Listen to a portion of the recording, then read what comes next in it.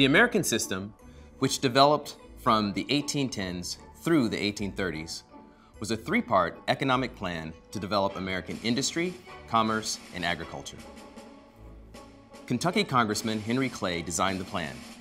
His plan sought first to protect American industry by placing protective tariffs on imported goods. Second, the plan sought to spur the economy by establishing the second bank of the United States.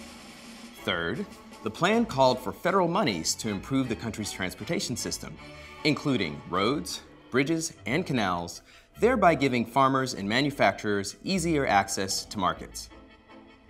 Its supporters believed that the plan would allow the federal government to foster economic stability and growth. Backers of Clay's plan included members of the National Republican Party, who had opposed Andrew Jackson's 1824 Democratic-Republican presidential campaign. When Jackson won the presidency in 1828, however, the National Republicans formed the Whig Party to challenge Jackson's Democratic Republicans in the 1834 congressional elections. In time, Congress enacted portions of the American system. Protective tariffs proposed by the system, for example, taxed imported goods. Industrial and manufacturing regions supported the tariffs, while agricultural areas, particularly in the South, opposed them, raising questions about the power of the federal government versus states' rights. The plan also called for federal funding to improve infrastructure. This consisted of upgrading the country's roads, bridges, railroads, and canals.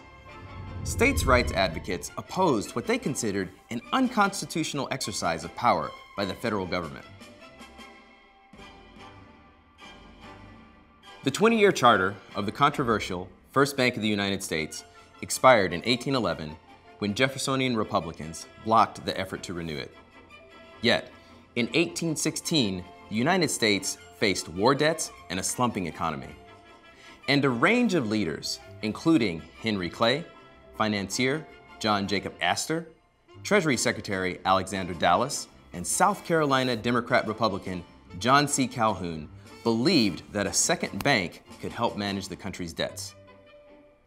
After much contentious debate, a somewhat reluctant President James Madison signed a bill in April 1816 establishing a second bank of the United States, whose charter would last for 20 years. The second bank became a campaign issue in the election of 1832. Running for re-election, Andrew Jackson called it the Monster Bank. Meanwhile, the bank's proponents asked Congress to renew the bank's charter in January of 1832, 4 years before it was due to expire. Later that year, legislation passed the House and the Senate to renew the charter, but Jackson vetoed the bill. He ran his re-election campaign in part on opposition to the bank and won re-election in the 1832 presidential election.